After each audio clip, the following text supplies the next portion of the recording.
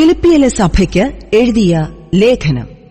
പൗലോസ് അപ്പോസ്തലൻ ഫിലിപ്പിയിലെ ക്രിസ്തീയ വിശ്വാസികൾക്ക് പേര് എടുത്തു പറയാത്ത ഒരു നഗരത്തിലെ ജയിലിൽ വെച്ചാണ് ഈ ലേഖനം എഴുതുന്നത്.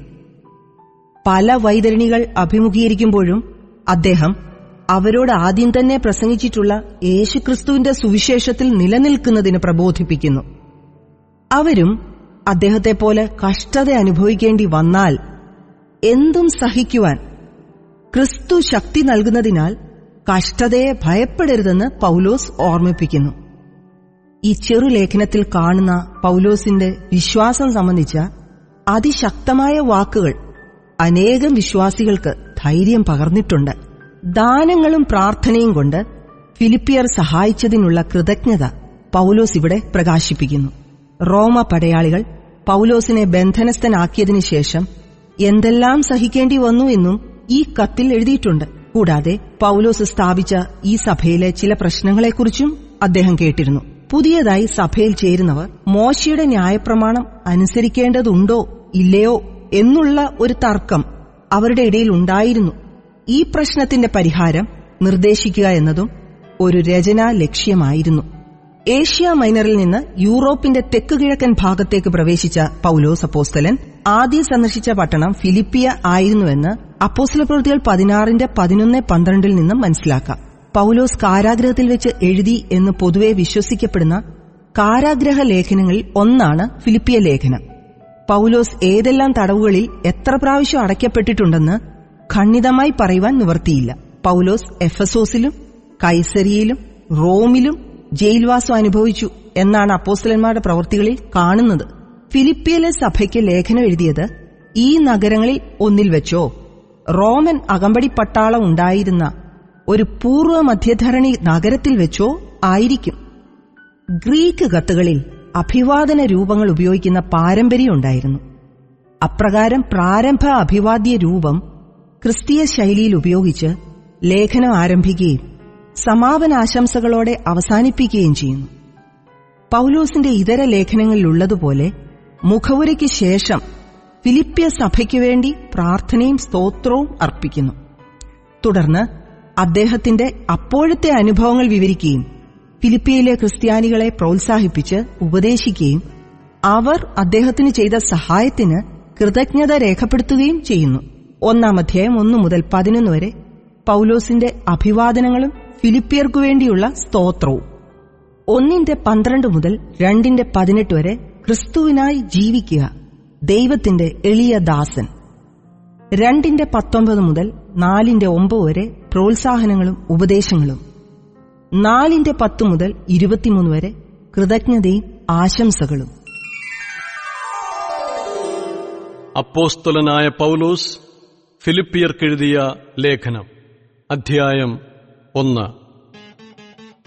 ക്രിസ്തുയേശുവിന്റെ ദാസന്മാരായ പൗലോസും തിമോഥിയോസും ഫിലിപ്പിയിൽ ക്രിസ്തുയേശുവിലുള്ള സകല വിശുദ്ധന്മാർക്കും അധ്യക്ഷന്മാർക്കും ശുശ്രൂഷകന്മാർക്കും കൂടെ എഴുതുന്നത്, നമ്മുടെ പിതാവായ ദൈവത്തിങ്കിൽ നിന്നും കർത്താവായ ക്രിസ്തുയേശുവിങ്കിൽ നിന്നും നിങ്ങൾക്ക് കൃപയും സമാധാനവും ഉണ്ടാകട്ടെ.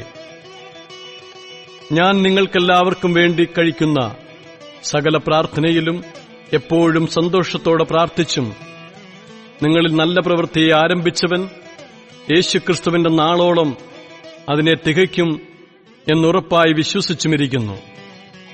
1 നാൾ മുതൽ ഇതുവരെയും സുവിശേഷ ഘോഷണത്തിൽ നിങ്ങൾക്കുള്ള കൂട്ടായ്മ നിമിത്തം ഞാൻ നിങ്ങളെ ഓർക്കുമ്പോഴൊക്കെയും എന്റെ ദൈവത്തിന് സ്തോത്രം ചെയ്യുന്നു. കൃപയിൽ എനിക്ക് കൂട്ടാളികളായ നിങ്ങളെയൊക്കെയും എന്റെ ബന്ധനങ്ങളിലും സുവിശേഷത്തിന്റെ പ്രതിവാദത്തിലും സ്ഥിരീകരണത്തിലും ഞാൻ എന്റെ ഹൃദയത്തിൽ വഹിച്ചിരിക്കൊണ്ട് അങ്ങനെ നിങ്ങളെ എല്ലാവരെയും കുറിച്ച് വിചാരിക്കുന്നത് എനിക്ക് ന്യായമല്ലോ. ക്രിസ്തു യേശുവിന്റെ ആർദ്രതയോട് ഞാൻ നിങ്ങളെ എല്ലാവരെയും കാണുവാൻ എത്ര വാഞ്ചിക്കുന്നു എന്നതിന് ദൈവം സാക്ഷി. നിങ്ങളുടെ സ്നേഹം മേൽക്കുമേൽ പരിജ്ഞാനത്തിലും സകല വിവേകത്തിലും വർദ്ധിച്ചു വന്നിട്ട് നിങ്ങൾ ഭേദാഭേദങ്ങളെ വിവേചിപ്പാറാകണം എന്നും ക്രിസ്തുവിന്റെ നാളിലേക്ക് നിർമ്മലന്മാരും ഇടർച്ചയില്ലാത്തവരും ദൈവത്തിന്റെ മഹത്വത്തിനും പുകഴ്ചയ്ക്കുമായിട്ട് യേശുക്രിസ്തുവിനാൽ നീതിഫലം നിറഞ്ഞവരായിത്തീരണം എന്നും ഞാൻ പ്രാർത്ഥിക്കുന്നു. സഹോദരന്മാരെ, എനിക്ക് ഭവിച്ചത് സുവിശേഷത്തിന്റെ അഭിവൃദ്ധിക്ക് കാരണമായി തീർന്നു എന്ന് നിങ്ങൾ അറിവാൻ ഞാൻ ഇച്ഛിക്കുന്നു. എന്റെ ബന്ധനങ്ങൾ ക്രിസ്തു നിമിത്തമാകുന്നു എന്ന അകമ്പടിപ്പട്ടാളത്തിലൊക്കെയും ശേഷം എല്ലാവർക്കും തെളിവായി വരികയും സഹോദരന്മാർ മിക്കപേരും എന്റെ ബന്ധനങ്ങളാൽ കർത്താവിൽ ധൈര്യം പൂണ്ട് ദൈവത്തിന്റെ വചനം ഭയം കൂടാതെ പ്രസ്താവിപ്പാൻ അധികം തുനിയുകയും ചെയ്തിരിക്കുന്നു. ചിലർ ക്രിസ്തുവിനെ അസൂയയും പിണക്കവും നിമിത്തം പ്രസംഗിക്കുന്നു. ചിലരോ നല്ല മനസ്സോടെ തന്നെ. അവർ സുവിശേഷത്തിന്റെ പ്രതിവാദത്തിനായിട്ട് ഞാൻ ഇവിടെ കിടക്കുന്നു എന്നറിഞ്ഞിട്ട് അത് സ്നേഹത്താൽ ചെയ്യുന്നു. മറ്റവരോ എന്റെ ബന്ധനങ്ങളിൽ എനിക്ക് ക്ലേശം വരുത്തുവാൻ ഭാവിച്ചുകൊണ്ട് നിർമ്മലതയോടല്ല ശാഠ്യത്താലത്രേ ക്രിസ്തുവിനെ പ്രസംഗിക്കുന്നത്. പിന്നെ എന്ത്? നാഢ്യമായിട്ടോ പരമാർത്ഥമായിട്ടോ ഏതുവിധമായാലും ക്രിസ്തുവിനെയല്ലോ പ്രസംഗിക്കുന്നത്. ഇതിൽ ഞാൻ സന്തോഷിക്കുന്നു, ഇനിയും സന്തോഷിക്കും. നിങ്ങളുടെ പ്രാർത്ഥനയാലും യേശുക്രിസ്തുവിന്റെ ആത്മാവിന്റെ സഹായത്താലും അതെനിക്ക് രക്ഷാകാരണമായി തീരും എന്ന് ഞാൻ അറിയുന്നു. അങ്ങനെ ഞാൻ ഒന്നിലും ലജ്ജിച്ചു പോകാതെ പൂർണ്ണ ധൈര്യം പൂണ്ട് ക്രിസ്തു എന്റെ ശരീരത്തിങ്കൽ ജീവനാലാകട്ടെ മരണത്താലാകട്ടെ എപ്പോഴും എന്നപോലെ ഇപ്പോഴും മഹിമപ്പെടുകയുള്ളൂ എന്ന് പ്രതീക്ഷിക്കുകയും പ്രത്യാശിക്കുകയും ചെയ്യുന്നു. എനിക്ക് ജീവിക്കുന്നത് ക്രിസ്തുവും മരിക്കുന്നത് ലാഭവുമാകുന്നു.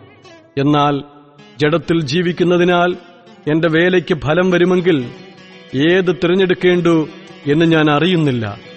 ഇവ രണ്ടിനാലും ഞാൻ ഞെരുങ്ങുന്നു. വിട്ടുപിരിഞ്ഞ് ക്രിസ്തുവിനോട് കൂടെയിരിക്കാൻ എനിക്ക് കാംക്ഷയുണ്ട്. അത് അത്യുത്തമമല്ലോ. എന്നാൽ ഞാൻ ജഡത്തിലിരിക്കുന്നത് നിങ്ങൾ നിമിത്തം ഏറെ ആവശ്യം. ഇങ്ങനെ ഉറച്ചുകൊണ്ട് നിങ്ങളുടെ വിശ്വാസത്തിന്റെ അഭിവൃദ്ധിക്കും സന്തോഷത്തിനുമായി തന്നെ ഞാൻ ജീവനോടിരിക്കും എന്നും നിങ്ങളോടെല്ലാവരോടും കൂടെ ഇരിക്കും എന്നും അറിയുന്നു. അങ്ങനെ ഞാൻ നിങ്ങളുടെ അടുക്കൽ മടങ്ങി വരുന്നതിനാൽ എന്നെക്കുറിച്ച് നിങ്ങൾക്കുള്ള പ്രശംസ ക്രിസ്തുയേശുവിൽ വർദ്ധിപ്പാനിടയാകും. ഞാൻ നിങ്ങളെ വന്ന് കണ്ടിട്ടോ ദൂരത്തിരുന്ന് നിങ്ങളുടെ അവസ്ഥ കേട്ടിട്ടോ നിങ്ങൾ ഏകാത്മാവിൽ നിലനിന്ന് എതിരാളികളാൽ ഒന്നിലും കുലുങ്ങിപ്പോകാതെ ഏകമനസ്സോട് സുവിശേഷത്തിന്റെ വിശ്വാസത്തിനായി പോരാട്ടം കഴിക്കുന്നു എന്ന് ഗ്രഹിക്കേണ്ടതിന് ക്രിസ്തുവിന്റെ സുവിശേഷത്തിന് യോഗ്യമാം വണ്ണം മാത്രം നടപ്പിൻ.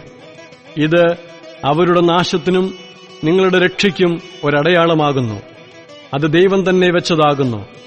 ക്രിസ്തുവിൽ വിശ്വസിപ്പാൻ മാത്രമല്ല, അവനുവേണ്ടി കഷ്ടം അനുഭവിപ്പാനും കൂടെ നിങ്ങൾക്ക് വരം നൽകിയിരിക്കുന്നു. നിങ്ങൾ എങ്കൽ കണ്ടതും ഇപ്പോൾ എന്നെക്കുറിച്ച് കേൾക്കുന്നതുമായ അതേ പോരാട്ടം നിങ്ങൾക്കും ഉണ്ടല്ലോ.